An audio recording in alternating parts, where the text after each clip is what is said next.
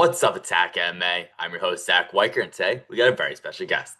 He's a professional fighter with a 10-2 record and will be fighting at UFC Fight Night in Winnipeg on April 18th. Please welcome Julien Leblanc. Julien, thank you very much for coming on. Hey, thanks to you for the invite. Of course, and before we get into the fight, this might be the first time a lot of fans are hearing about you, so I'd like to give them a quick introduction. So, how and when did you get into the sport of MMA? So I got into the sport of MMA at 16 years old, and it's been, I'm 34, so it's been 18 years. Started amateur at 18, did the 7 and 5 amateurs, and then I started pro early, but I had a lot of fight cancellation, unfortunately. It was hard at the beginning to get fights going, you know what I mean? But when I decided to, I had a little break from, I'd say 2019. I did like only one fight in almost 5 years, through 2018 to 2023. I did only one fight. And then in 2023, like I decided to really give it a shot again and just go back into it full time, if I can say. And I've been on a 5 fight winning streak since then. Won the Samurai MMA middleweight title, and here I am now. I'm making my UFC debut April 18 in Winnipeg, so I'm pretty stoked. Yeah, and you mentioned that really long break you took there, 5 years. So what caused that break and what changed your mind to going full swing into MMA? So the first thing that caused that break was, well, the beginning of COVID. I had my first loss. So I went through 5-0, and then in 2018 I had my first lot. My first loss. It's one fight. I decided to go down to, no excuse, but decided to go down to welterweight. Did a bad weight cut. Had no energy. Ended up losing a decision. Really fought like shit. But anyways, that being said, after got injury, then COVID happened. That's when I started to go train to Killcliff, because in Canada everything was closed, right? So decided to go to Killcliff, book a fight at LFA. Lost a decision against a good wrestler from the States. And then at the same time, this fight got a big injury that required a big surgery. So that was in 2021. Got the surgery in September 2021. Then I was 1 year out. Uh, then it was then it took me like a couple months to get back into it. And like I said, at the end of 2022, I was like, okay, December 2022, I was like, okay, I want to go back to Killcliff. I want to really, give it another shot, because I knew I still had a lot in me. You know what I mean? I was 5-2. I was like, I know I can still do some things, some good things in this sport, and I didn't want no regrets, right? So then I decided in 2023 to give it another shot, and here we are right now. So I'm pretty happy I decided to take that decision to continue. Definitely. And after taking two losses, it could be very discouraging. And instead, you took those two losses and went on another big streak, getting 5 wins in a row. So, do you think there's anything that clicked in mentally to you, or anything that like elevated your game after those two losses? Yeah, for sure, man. Just because those two losses, to be honest, like I lost both decisions, and I was just not fighting like I should. Like I could have won those two fights. So I knew like I was my biggest opponent, right? Like myself. It was me against me.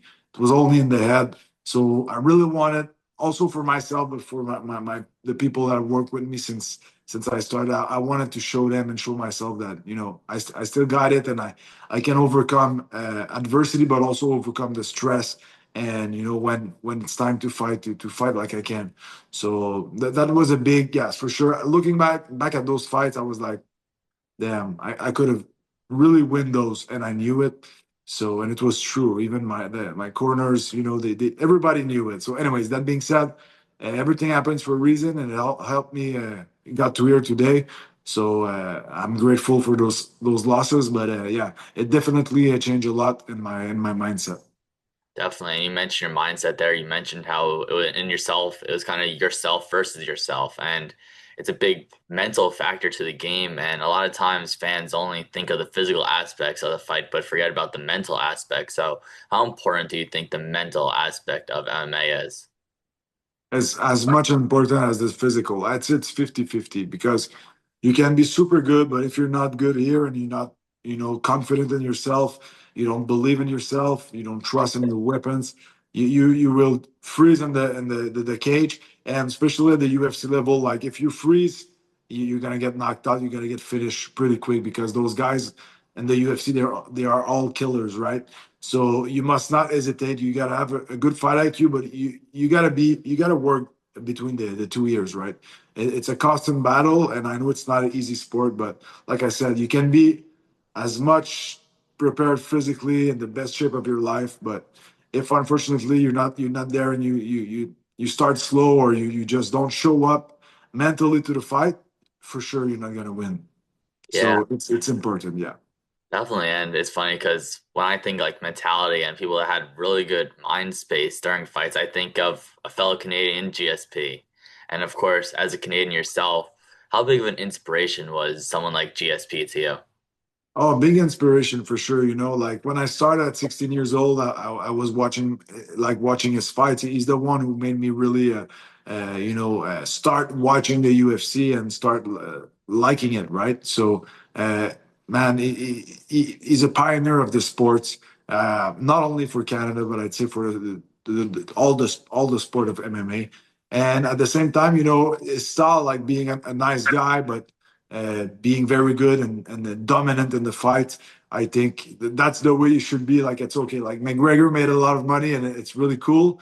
And for sure, when the McGregor era was one of the coolest era, if I can say, there was a lot of hype for his fights. But GSP is a superstar and he's a good guy too. So, like I know I'm a good guy and I will never be like the villain, but for sure, like George showed us that you can still make money, you can still win, you can still be dominant and be a gentleman. So I think that's a nicer that's the kind of approach that I have for sure.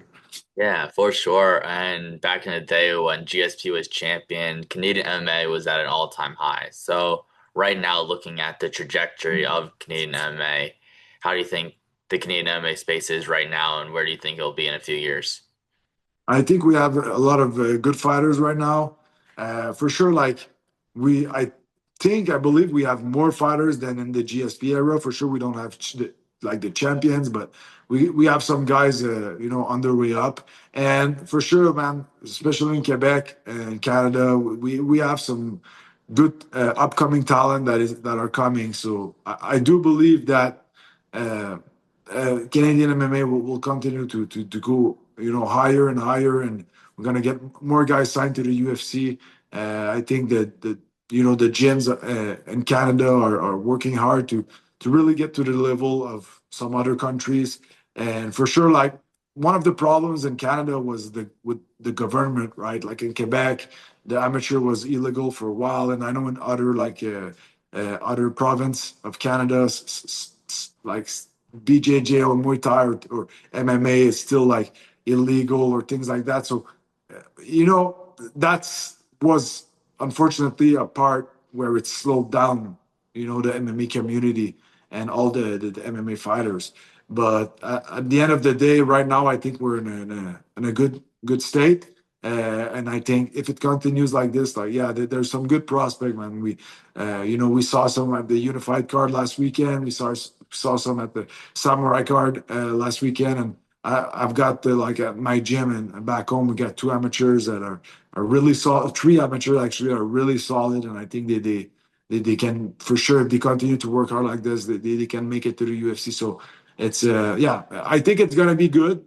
Will we get another champion like GSP soon? I don't know, but I hope so. It's good for the country. It's good for the sport.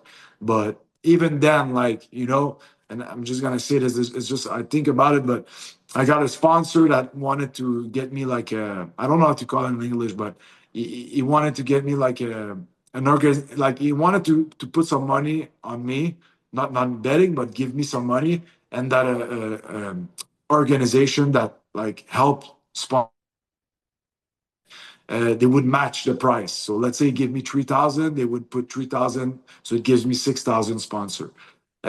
So he did everything and spoke with the organization, and then after like a week of back and forth, their answer was like, "Oh, we're sorry. mixed martial art is and UFC is not a recognized sport in Quebec. You know, so we're still a little bit there with the government, unfortunately, and I hope that the more fighter we get from Quebec, I hope they will change their mind and we're gonna start to be a recognized sports because yes, I know it's fighting, but it's boxing is a recognized sport, so we work as much as hard as the boxers and the hockey players and the soccer players, name it. So to get a little bit of help from the government would be good too for the upcoming fighters for sure. For sure. And one of the points you made there is just the depth and talent right now. And there's so many regional promotions out there in Canadian MMA. You mentioned it last week. We saw two Canadian fighters for the UFC. Of course, in mid-April, the card you're going to be on, there's going to be a bunch of Canadian fighters as the fight night is in Winnipeg. And now yourself, you did just get that call to be in the UFC. So how and when did you get the news that you're going to be a UFC fighter? So it was like roughly 2 months before, like 2 months, February 16 to be right on the bottom. I was training with the PFL middleweight champion Costello Van Steenis in Holland. I just arrived in Holland, so it was like in the middle of the night for me because it's 6 hours over there. So my manager called me, and he told me the news. I was super pumped, super excited. Called my family and my wife. It was a dream come true for sure. A lot of hard work, like I said, a lot of ups and downs, a lot of like questioning myself through the years. But at the end of the day, everything I did finally paid off. So I'm pretty pumped. But like I always say, like it's a thing to get signed and it's amazing, but it's another thing to win and stay in the UFC. So now that's my ultimate goal and that's what I'm focused on, right? We're never satisfied with what we have, but for sure, man, it's a dream come true. And I just hope I just hope that it can shows people that hey, like don't stop. If you believe in yourself and you work hard and like I don't say if you have 10 losses in a row, like okay, maybe like you gotta be realistic and everything, right? But if you're on a winning streak and you have a good record and you do good in the gym against the UFC guys and everything, then just believe in yourself and you can get signed regardless of your age. You can get signed. I'm the proof. Mandel Nalo, I don't know if you know who he is, but Mandel Nalo is a proof too. He's 36. He just got signed. So, man, sky's the limit when you believe in yourself and you work hard. Yes, funny you say Mandel. I've interviewed Mandel a few interviews ago. Very nice guy, but you mentioned it there, a dream come true. So you made the calls to your family. Obviously, such a big news that you're finally going to be a UFC fighter. So how much does it mean to you and your family that this dream is finally coming true? Means everything, everything, honestly, and especially like, my parents, like I come from a very good family. I did my university and everything, but at the end of the day, um, it's that was not my calling, right? I did my degree in criminology, but anyways, like I didn't want to work in this. Like I really wanted to pursue that dream and that career, and for sure, like it means a lot because it shows like my parents. I always told them like, hey, I know like you guys are stressed for me because it's a hard sport and you don't make a lot of money and all that thing, but like I'm gonna make it. So it's like okay, they see now that I was right and that my effort paid off, right? And that even though it's not like a regular career, well, it's amazing to be able to show them and show everyone, my brother, my son, my girlfriend always believe in me. But no, it's amazing, man, and I'm so happy, and they're really happy for me too. So having their support helps a lot for sure. Yeah, and you kind of been mentioning it throughout the interview, but you faced a lot of adversity in your career from the injuries, and now like again, like the UFC usually signs people that are younger, and you are on the older side of things in like the global perspective. So like the fact that you've gone through all this adversity to get the UFC contract, does that make it a little extra special for you? Yeah, for sure. Extra special, extra special. And like I know I might be 34, but like I didn't let my career in the gym or it's not like I'm coming in there with massive wars and things like that for sure. Like I got my things, I know I'm not young, but I know I still got a couple years in front of me, good years, and I'm ready for those wars. And like I've been competing with the UFC guys, since forever, man. I was going to TriStar. Before TriStar, I was going to train with Patrick Cote. Like I trained with him a lot, and Steve Bussey. Those guys like are retired now, but I trained with those guys with this team for a while. Then I went to TriStar, like I said. Then in 2021, I went to Killcliff, and it's been 5 years that I go to Killcliff every camp and try to go as much as I can in the year. So I know I know what's the level, and the level in UFC is super high. There's no higher level, but I know that I can hang out with those guys and fight with those guys and compete with those guys. So I'm happy to show what I'm all about April 18th. Yes, definitely. And again, obviously nothing on your end, but when you're taking maybe that 5 year break, or maybe after a lot of fights when you weren't getting the call, was there ever any doubt in your mind that you're not going to get the contract, that you're not going to get an offer from Dana White or the UFC? Yeah, for sure, man. Even after my last fight in November, like I was like, I told my family, maybe this is my last fight. Like I was just like not giving up, but I was just realistic and all that. But at the end of the day, I was like, I'm on 5-5 win streak, so why would I stop? You know what I mean?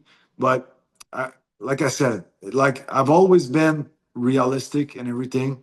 But when I did my 5 year break, I had a job, I was working full time, and I was just not happy, man. I was just not happy. I was like, that's not what I thought my life would be, and I just knew deep down that I could still make it. And even though sometimes it's hard to believe, especially like because I was getting older, but I was like, hey, like my manager was like, "Hey, I believe in you. I think you can get it." My coaches, so I was like, "Okay, like you must not you must listen to the people close to you, right? You must not listen to the outside world because a lot of people were like, oh, you should stop. You're never gonna make it. You should get like you go back to your job or blah blah." But at the end of the day, look, I listened to my to myself and to my close circle, and it paid off. So yeah, I'm pretty happy I did this. Yeah, and it seems like you have a very tight circle, a lot of people that are on your side since the start. So, how special is it for you that you've been on this journey with all these people that are really close with you in your life? It's amazing. We it's not like I change gym every losses or every time like something was not. No, I've always stick with the same coaches. I've been with them since I started. They showed me everything, and for sure, yes, I go to train at Killcliff, and I went to TriStar, and I go test myself. And the team here is amazing, and I will forever be grateful, to be able to come here and test myself and train and learn from those guys here at the highest level once again. But yes, and my corners will be my coaches since I started. And like I said, I started with them, and I will finish with them too. So I'm pretty grateful and happy that this journey brought us all here together, and that's why we're going to be a really solid team in the UFC. I love that. And now for this first fight of yours, it's not going to be any place. It's going to be in your home country in Canada. So does that make it a little extra special for you that you get to make your debut in front of your own nation? Yeah, for sure. It's amazing. I know like the people will be cheering hard. It's gonna be crazy, but at the end of the day, like it could have been anywhere honestly in the world, and just having the UFC on my shorts with my name, it's what I dreamed of. So the place, it's like you say, it's extra special, but I just think that it would have been as much as special regardless where it is. But for sure, being in Canada, it's amazing. Like it's just like yeah, it's what I've wanted all my life. It really like since I started, that was my goal. To be able to fight on a Canadian card and be it like even though I'm not from Winnipeg, like the hometown guy. You know what I mean? So for sure, man, it's amazing feeling, and I cannot wait. Yeah, and of course, with it being your own country, a little extra boost is you can have family and friends in attendance. So, how Yeah. many of yours do you believe are expected to see in the crowd? Oh, there's like 40 people that are coming flying down from Ottawa. So it's amazing. Like I think it was usually supposed to be in Ottawa, or there was some Yeah. some rumors, but sorry, I got a call at the same time. I forgot to put myself on there. But yeah, I think it was supposed to be in Ottawa or whatever, but like I said, for sure there would have been even more people in Ottawa, but like man, I have like 30, 40 people, no joke, that are coming. So it's crazy. And that's one thing, I always had the support, man, of people. Like I've always sold out like arenas regionally and things like that. And it means a lot to get the support of the people like that, and that they also believed in me and my sponsors and everything. So to show them that we did it, like it's amazing. Definitely, man. That support can definitely drive a fighter a long way. And now to this fight, you will be versing Robert Valentine, who is a familiar foe in a sense that you're supposed to be on that Ultimate Fighter Yeah. series. That, but unfortunately, you didn't get on the series. But this fight will be happening now. So obviously, you've seen a little bit of his work. So what are your thoughts on your opponent and what do you see in his fighting style and his strengths? I think he's very good, well-rounded. He fought some tough opposition. He did amazing in the show. He fought some tough opposition in his three fights, if you count the final. So, man, like I'm ready for a hard fight, and he's coming. He's coming. I know he's gonna come at me. He's probably fighting for his contract or something like that. So I know he's gonna come with everything he has, but I'll be ready, and I'll come with everything I have for him too. So, but yes, for sure, man. It's like full life circle. I was almost made it on the show, didn't made it.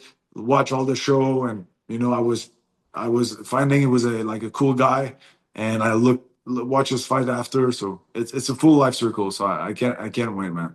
Yeah, and he's definitely a very tough opponent. But to yourself, where do you believe you stand out in this fight? I think,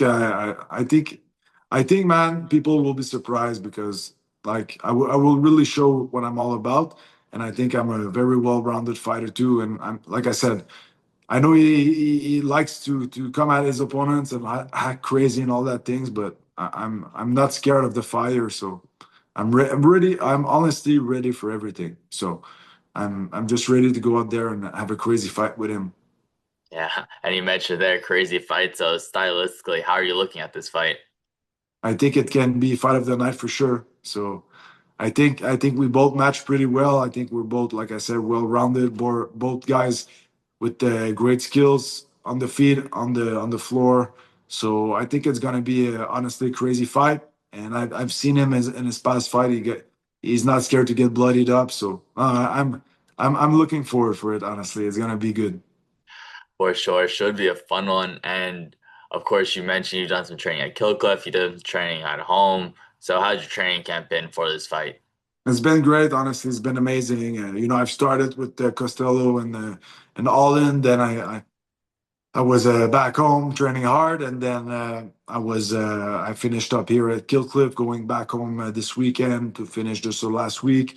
Last week is always just like uh, cardio, game plan, pads, and just technique. You don't like my big sparring is mostly over. I'll probably do one last, but not too crazy. Like I feel good right now, and the goal is to get to the fight feeling as good as I feel right now, and not overtrain. That's always a battle too, not to make too much. You don't want to make not enough, but you don't want to make too much. But with the years, I know how to do. So yeah, so pretty grateful that I get the chance to train again at Killcliff and to the team here. And I'm happy to go back home also to finish up the last week with my coaches, and cannot wait to live for Winnipeg. Definitely. And I know training camp can take a lot of time out of your day, could be very tiresome. But when you have free time, what are some things non-fight related that you like to do to spend your time? Honestly, I spend time with my son and my wife. I'm having another child too in June, so I'm a really a family guy. So like my outside of training, it's 100% dedicated to my son, and I cannot wait also to eat. I'm a pizza guy, so after my fight, I cannot wait to eat a good pizza because it's been a while now. I love that. And congratulations on the new child. And Thank you, brother. of course, and my final question for you is, do you have a message for the fans that have may have seen you before, may have not seen you before, but any fan that will be watching the fight on April 18th, what message do you have for them? I just want to say big thanks. I cannot wait to show what I'm all about to you guys and to the UFC. And once again, without the fans, there's no fights. Without the fans, we could not do this for a living. So pretty grateful for all of you. And tune in April 18th. It's going to be a pretty good war. I love that. Julian, is there anything you want to plug? Anything you want to shout out before you get out of here? Just want to shout out all my team, all my sponsors. Thank you, everyone. Like I said, the fans, people that support me and has supported me since the beginning. Appreciate you all. Love you all. And let's go. Almost time. Yes. Julian, thank you very much for coming on. Folks, that's all for today. Until next time. Thank Peace. you, brother.